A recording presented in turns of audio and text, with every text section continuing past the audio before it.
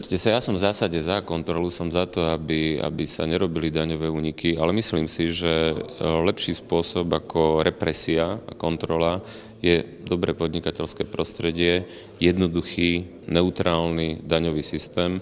Napríklad na Slovensku sme zaviedli aj registračné pokladne, ale o mnoho dôležitejšie bolo, že sme urobili daňovú reformu. V roku 2004 bola zavedená, ktorá za druhej Dzurindovej vlády, ktorá zásadným spôsobom zjednodušila daňový systém, zúžila priestor pre daňové úniky, pretože sa vlastne zrušili skoro všetky odpočítateľné položky, špeciálne sadzby, zložitosti, zrušili sa 4 dane. Čiže na jednej strane sa zvýšila motivácia platiť dane, pretože sadzby priamych daní sa znížili.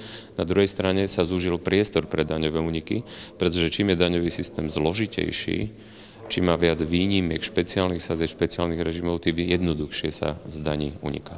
Doporučil byste České republice takovou loterii? Myslíte tú bločkovú lotériu? Bločková lotéria je niečo, o čom sme uvažovali aj my, len sme to nemali čas urobiť, ale to je zase, bločková lotéria nie je zásadná vec, ktorá môže zlepšiť daňový systém. To je taká čerešnička na torte, že keď máte naozaj dobrý daňový systém, tie zásadné veci, ktoré sú dôležité, tak toto môže trochu pomôcť. Ale určite to nie je samospasiteľné a určite by som nezakladal daňovú politiku alebo nádeje v to, že sa niečo môže zmeniť na takýchto veciach.